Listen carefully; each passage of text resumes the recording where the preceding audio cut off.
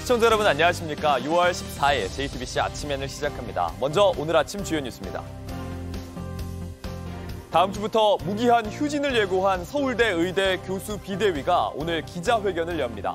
정부는 의사들이 진료를 취소하면 진료 거부, 노쇼라면서 엄정 대응하겠다고 했습니다. 어제 낮에 일본 오사카로 출발하는 비행기를 타려고 했던 승객들이 10시간 가까이 비행기 안과 공항에서 기다리는 일이 벌어졌습니다. 통영 대전고속도로에선 8.5톤 냉동탑차에서 불이 났습니다. 야당이 오늘 국회 법제사법위원회 전체 회의를 열고 최상병 특검법 심사 소위를 구성할 걸로 보입니다. 더불어민주당은 최상병 순직 1주기 전에 특검법을 반드시 처리한다는 방침입니다. 트럼프 전 대통령이 의회 폭동 이후 3년여 만에 의사당을 찾았습니다. 공화당의 하원 의원들로부터 생일 축하까지 받았는데 바이든 대통령 측은 당시 트럼프 지지자들이 의사당에 난입한 영상을 공개하면서 반발했습니다. 다음 주부터 무기한 휴진을 앞둔 서울대 의대 교수 비대위가 오늘 기자회견을 엽니다. 동네 병원, 의원과 대학병원을 가리지 않고 전면 휴진 결정이 늘어나면서 가장 커지는 건 역시 환자들의 불안감입니다. 정부는 의사들이 일방적으로 진료를 취소하면 노쇼, 의료법 위반이라면서 엄정 대응하겠다고 경고했습니다. 이재승 기자입니다. 전국에서 모인 유방암 환자들이 대한의사협회를 찾았습니다. 집단 휴진을 철회해달라는 의견을 전달하려 했지만 입구에서 막혔습니다. 열시면 안 됩니다. 밖에서 지금 통보를 받은 적이 없어요. 다음 주 월요일 서울대 의대 교수들이 가장 먼저 무기한 휴진에 나섭니다. 서울대 의대 교수 비상대책위원회는 오늘 오후에 휴진 관련 입장을 설명하는 기자회견을 엽니다. 서울대 병원에 이어 빅5로 불리는 대형 병원을 중심으로 무기한 휴진 결정도 확산하고 있습니다. 오는 18일에는 대한의사협회가 하루 전면 휴진을 이끕니다. 여기에는 개운이만이 아니라 대학병원들도 참여하기로 했습니다. 이러한 집단 휴진 움직임에 정부는 강경 대응을 예고했습니다. 일방적으로 진료 예약을 취소하는 것은 의료법 제15조에서 금지하고 있는 진료 거부에 해당될 수 있습니다. 지금 의사가 노쇼가 되면 안 되지 않겠습니까? 분당 서울대병원 노조에 이어 세브란스 병원 노조도 27일부터 예정된 무기한 휴진에 대해 명분도 없고 방식도 잘못됐다며 비판했습니다. 그러면서 환자의 진료 연기와 예약 취소 등 관련 업무를 전부 거부하겠다고 밝혔습니다. 다가오는 집단 휴진을 앞두고 환자들의 한숨이 깊어지고 있습니다. JTBC 이재승입니다. 의사와 정부만 갈등이 있는 건 아닙니다. 대한의사협회와 전공의단체 사이에서도 갈등이 이어지고 있는데요. 의협이 정부의 단일 창구로 요구안을 제시하겠다고 한 걸 두고 전공의 대표가 반박에 나섰습니다. 여기에 의협 회장도 내부에 손을 떼고 싶다고 알리면서 갈등이 커지는 모습입니다. 황예린 기자입니다. 대한의사협회가 정부를 향해 휴진 전까지 의협을 중심으로 대화를 하자고 제안했습니다. 대통령님, 이 사태의 해결은 이제 의협과 대화하셔야 됩니다. 전 의료계의 뜻이 대화 창구는 의협으로 통일하고 하나로 움직이겠다는 겁니다. 통일된 요구안을 제시하겠다고도 했습니다. 그런데 곧장 전공의 대표의 반박이 나왔습니다. 박단 대한전공의협의회 비대위원장은 단일 대화 창구, 통일된 요구안, 이면택 회장과 합의한 적 없다고 선을 그었습니다. 그러면서 임 회장을 향해 뭘 자꾸 본인이 중심이라는 것이냐면서 여전히 전공의와 학생만 앞세우고 있지 않냐고 비판했습니다. 이런 상황에 임 회장은 한 대화방에 손 떼고 싶다는 입장을 설명했습니다. 의협이 전공의 문제에 더 이상 신경 끄고 손 떼는 걸 바란다면 의협도 더 이상 개입하고 싶지 않다는 내용을 올린 겁니다. 이어 전공의 단체가 원하지 않으면 의협은 정부와 대화나 투쟁을 전부 전공의 단체에 맡기고 싶다고 했습니다. 집행부하고 의협 전공의 문제를 전면 개입하지 않는 걸 진지하게 논의하겠다고도 했습니다. 이런 가운데 임 회장은 오늘 오후 국민의힘 의료개혁특위 위원장인 인요한 의원을 만나 의견을 공유할 예정입니다. JTBC 황예린입니다. 사건 사고 소식입니다. 어젯밤 8시 반쯤 인천 서구 성남동에 있는 캠핑카 제조업체 공장에서 불이 나 건물 2개 동이 탔습니다. 다행히 인명피해는 없었고 큰 불은 3시간 만에 꺼졌습니다. 소방당국은 구체적인 화재의 원인을 조사할 예정입니다. 어제 저녁 7시 30분쯤 통영 대전고속도로 무주나들목 근처를 달리던 8.5톤짜리 냉동 탑차에서 불이 났습니다. 50대 운전자가 차를 세운 뒤 스스로 대피해서 다친 사람은 없었습니다. 이 불로 차 뒷부분이 타면서 소방추산 1,500만 원의 재산 피해가 났습니다. 경찰과 소방당국은 뒷타이어 쪽에서 불이 났다는 운전자의 진술을 바탕으로 정확한 화재 원인을 조사하고 있습니다. 쿠팡이 자사 상품이 검색이 잘 되게 순위를 조작하고 임직원 2,200명을 동원해 7만 개가 넘는 구매 후기를 남긴 걸로 조사됐습니다. 공정위는 유통업체 역대 최대 과징금 1,400억 원을 부과하기로 했습니다. 김도훈 기자입니다. 2020년 9월 올라온 쿠팡 PB 의류 구매 후기입니다. 대부분 우호적인 내용입니다. 별점은 5개가 달렸습니다. 하지만 다른 소비자가 쓴 제품 후기는 전혀 다릅니다. 불편하고 비추천이라는 내용과 별점은 한두 개입니다. 알고 보니 높은 별점이 달린 후기, 쿠팡 임직원들이 쓴 것이었습니다. 공정거래위원회 조사 결과 쿠팡은 2019년 2월부터 지난해 7월까지 임직원 2,297명을 동원해 7만 2천 개가 넘는 PB 상품에 높은 별점으로 구매 후기를 쓰게 했습니다. PB 상품 자체가 처음에 출시되면 소비자 인지도가 전혀 없을 거 아닙니까? 임직원을 동원해서 구매 후기를 달면은 일단 첫 상품에 대해서 후기가 달려있는 것 자체로만으로도 소비자한테 굉장히 4줄 이상 작성하거나 사무실에서 후기 사진을 찍어 올리지 말라는 구체적인 지시도 있었습니다. 자체 상품 판매를 늘리기 위해 검색 순위를 조작했는데 잘 안 팔리거나 납품업체에서 리베이트를 받기로 한 상품도 포함돼 있었습니다. 공정위는 쿠팡에 과징금 1,400억 원을 부과하고 쿠팡과 PB 전담 자회사를 검찰에 고발하기로 했습니다. 과징금 규모로는 유통업체 역대 최고액입니다.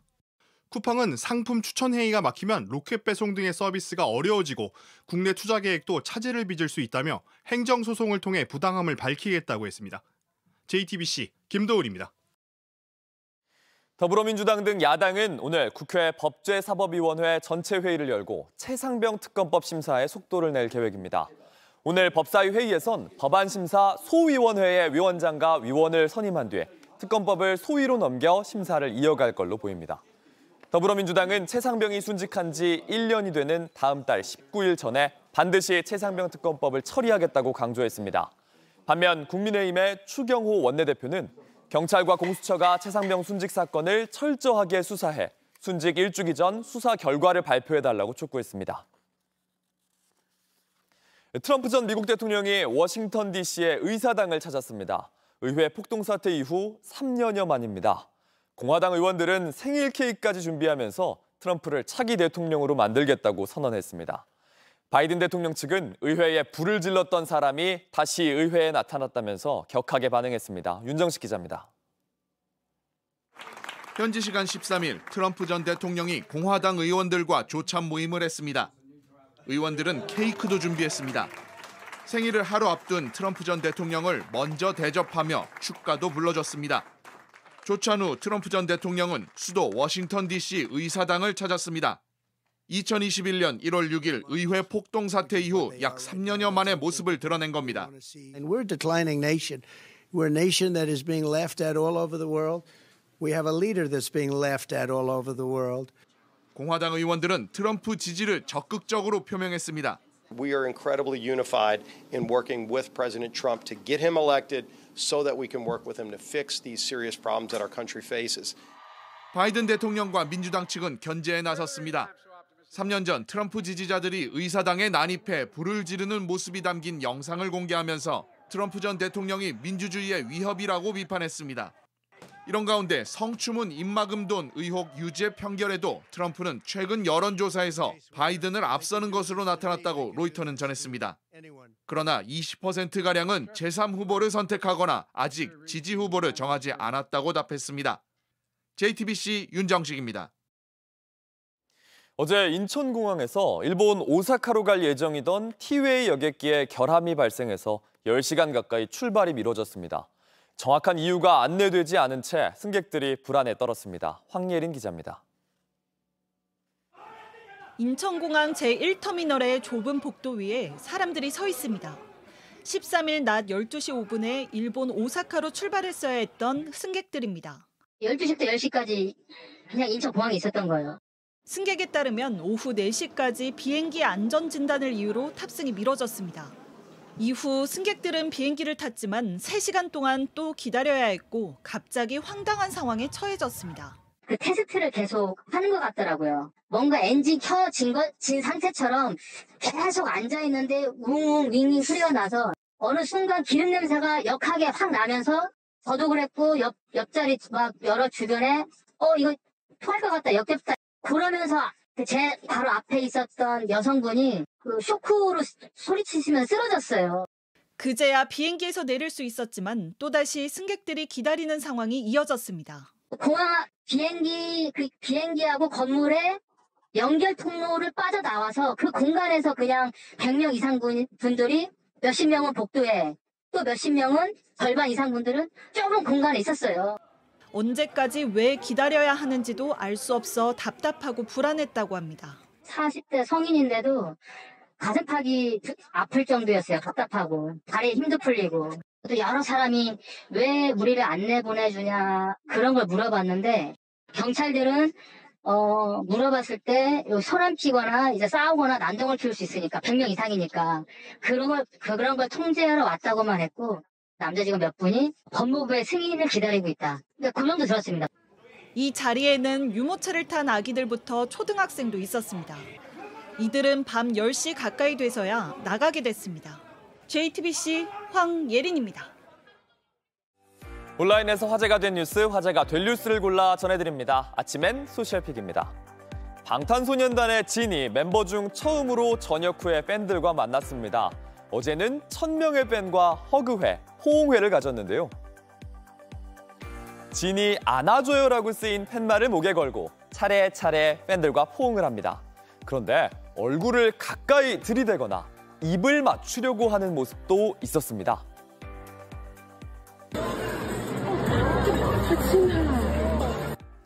진이 불편해하는 듯한 표정이 잡히기도 했습니다. 이 사건이 알려지자 팬들은 선을 지켜야 한다면서 진을 존중하고 불편하게 만들지 말라 이렇게 지적했습니다.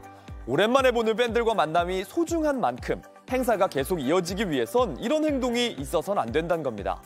또 이런 상황을 예상하고 행사를 기획했어야 하는 거 아니냐면서 소속사에는 아티스트를 보호해달라고 비판했습니다. 공정거래위원회가 쿠팡의 검색 순위 조작에 과징금 1,400억 원을 부과했습니다.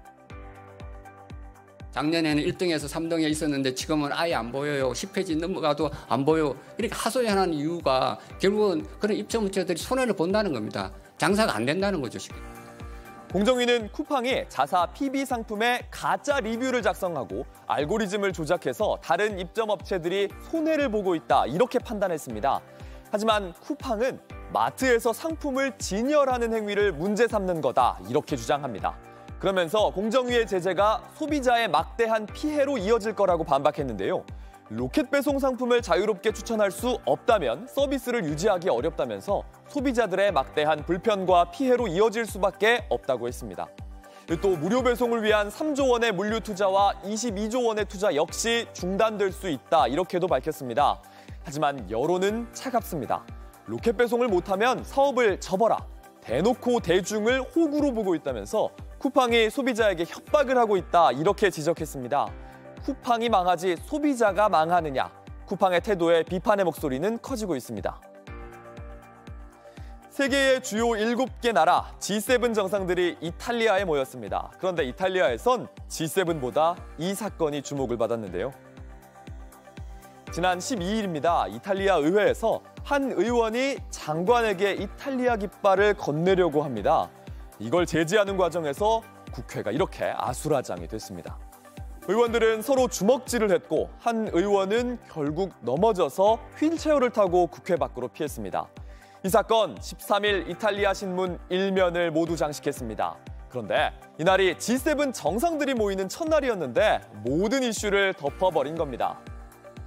G7 행사에서도 흥미로운 장면이 있었습니다. 정상들이 모인 자리에서 스카이다이빙 행사를 지켜본 바이든 미국 대통령, 혼자 엉뚱한 곳으로 향합니다. 멜로니 이탈리아 총리가 바이든을 데리러 가는데 공화당 어김없이 이런 바이든의 행동을 공격했습니다. 자세히 보니 바이든 대통령 낙하산에 엄지척을 하러 다가간 거였습니다. 국회의 남초국부터 낯뜨거운 정치적인 공격까지 G7도 낯설게 느껴지지 않는 듯합니다.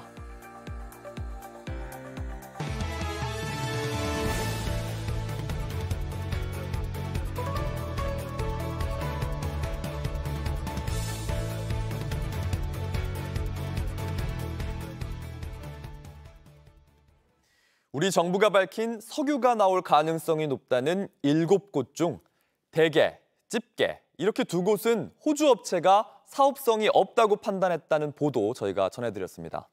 그나마 가능성이 있던 건 대게였는데 호주 업체는 시추를 해도 경제성은 없다는 결론을 내리고 사업을 철수했습니다. 먼저 김한수 기자의 단독 보도입니다. 2022년 4월 나온 우드사이드의 합병전 보고서입니다. 동해 탐사 지역인 대게와 집게가 언급돼 있습니다. 시추 직전 단계인 유망구조로 갈 확률이 집게는 25%에 불과합니다. 대게는 그나마 75%라고 봤습니다. 유망구조로 가기 전 단계인 잠재구조여서 모두 사업성이 없다고 봤습니다. 이를 두고 석유공사는 우드사이드가 유망구조까지 분석을 못하고 철수했다고 밝혔습니다. 그런데 우드사이드가 한국 사업에서 철수하기 전 만약 대게가 유망구조로 된다는 가정하에 정밀 분석을 한 사실이 확인됐습니다. 우드사이드의 합병전 보고서입니다. 석유 매장 가능성, 시추 실패 비용 등을 넣어 대게까지 포함해 유망구조로 볼 수 있는 전 세계 7곳을 분석했습니다. 호주의 잼트리와 노튼이스트, 2곳의 유망구조만 EMV 분석에서 양수가 나왔다고 밝혔습니다. EMV는 예상 금전 가치로 해석됩니다. 분석 결과가 양수여야 계속 투자 가치가 있는 경제성 높은 지역을 뜻합니다. 한국의 대게를 포함해 나머지는 음수여서 경제성이 없다는 판단을 내린 겁니다. NPV가 마이너스라는 얘기는 들어간 돈도 회수 못한다는 의미예요. 그 투자할 이유가 없죠. 우드사이드는 당초 7곳 모두 경제성이 있다고 봤습니다. 하지만 외부기관 평가와 자체 분석 결과를 다시 검토해 최종적으로 경제성이 없다고 보고 한국 사업에서 완전히 철수했습니다. JTBC 김한수입니다. 대게, 집게 이 2곳 말고도 호주 업체가 탐사한 곳 한 곳 더 있습니다. 바로 오징어라고 불린 곳입니다. 그러니까 7곳 중에 최소 3곳은 이미 탐사하고도 경제성을 이유로 철수를 결정한 겁니다. 김휘란 기자입니다. 우드사이드는 분기별 보고서를 통해 석유 탐사 진행 상황을 공개해 왔습니다. 2019년 4분기 보고서에서 오징어라는 단어가 처음 등장합니다. 우드사이드가 동해 탐사 조관권을 10년 연장했던 때입니다. 8광구와 6-1광구 북부 지역에 걸친 6,093제곱킬로미터 면적의 오징어 지역에 대한 3D 조사를 2020년 1분기 시작할 예정이라고 적었습니다. 다음 해인 2020년 1분기 보고서에선 오징어 3D 조사가 연기됐다고 합니다. 이후 2021년 결산 보고서에서 오징어가 다시 등장합니다. 2021년 5월 오징어 지역 3D 탐사를 끝냈다며 다가올 2022년 계획에선 유망성을 확인하기 위해 한국 3D 데이터 분석이라고 했습니다. 근데 2021년 그래서 여기 이 지역에 약 과거 500제곱킬로미터의 4배 규모가 되는 2000제곱킬로미터의 대규모 3D 탐사를 실시를 했습니다. 이 보고서를 끝으로 오징어라는 단어는 우드사이드 보고서에서 찾아볼 수 없었습니다. 데이터를 분석한 결과는 나와 있지 않습니다. 우드사이드는 정부가 발표한 7곳 중 대게와 집게, 오징어까지 적어도 3곳을 정밀 분석했지만 결국 철수를 결정했습니다. JTBC 김희란입니다. 주요 7개국 정상들이 현지 시간 13일 G7 정상회의에서 러시아의 동결 자산으로 우크라이나를 지원하기로 했습니다. 올해 500억 달러, 우리 돈 약 69조 원 규모입니다. 이들 정상은 법적 문제를 고려해서 동결 자산의 이자 수익을 담보로 지원하기로 의견을 모았습니다. 러시아 측은 유럽연합에 매우 고통스러운 일이 될 거라고 반발했습니다.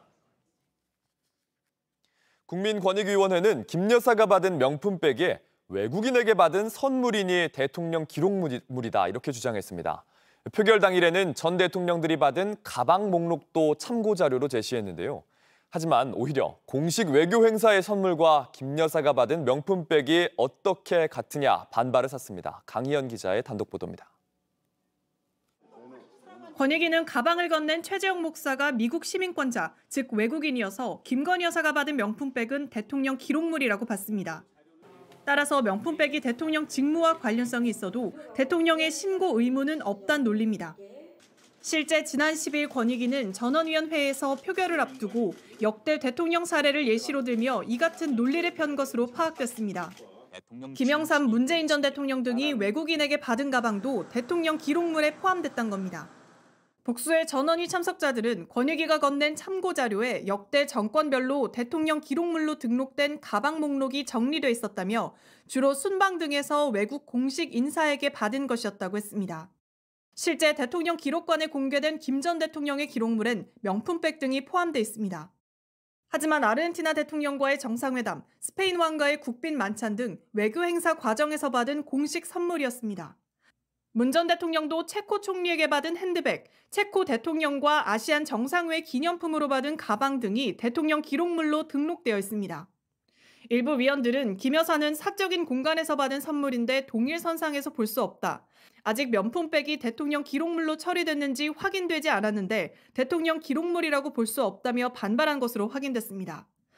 이 가방 목록은 표결 후 권익위가 회수해간 것으로 파악됐습니다. JTBC 강연입니다. 벌써 날씨가 한여름 같습니다. 영남 지역은 낮 기온이 37도까지 오르면서 에어컨 없이는 견디기가 어려울 정도였습니다. 여름이 찾아오니 에어컨 실외기 꼭 점검하셔야 하는데 실외기 화재 사고의 위험성을 정영재 기자가 보여드립니다. 두 건물 사이 좁은 골목에서 불길이 치솟습니다. 불 와요! 불 와요! 소방관들이 겨냥해 물을 뿌리는 것, 에어컨 실외기입니다. 최근 5년 에어컨 실외기에서 난 불은 816건입니다. 주로 에어컨을 사용하는 6월에서 8월에 72%가 몰렸습니다. 밖에 놓인 실외기, 먼지가 끼고 햇볕에 달궈지기 마련인데 모두 화재 위험 요소입니다. 실험을 해봤습니다. 습기를 머금은 먼지를 올리고 전원을 켰습니다. 잠시 뒤 연기가 피어오르더니 불꽃이 튀기 시작합니다. 주변 온도가 오를 경우에는 전선이나 그런 부분에 대해서 더 여러 가지 진행이 더 가속화될 수가 있습니다. 에어컨 실외기 화재가 더 위험한 이유는 또 있습니다. 지난해 11월 충북 청주의 창고에서 불이 나 건물 2동이 다 탔습니다. 누군가 에어컨 실외기 옆 쓰레기통에 던진 담뱃불 때문이었습니다. 당시 불은 유난히 빨리 번졌는데 배관이 녹으며 새어나온 냉매가스가 문제로 지목됐습니다. 최근 쓰이는 친환경 냉매가 가연성인 겁니다. 실험을 해보니 냉매가스가 든 배관, 열에 금방 녹습니다.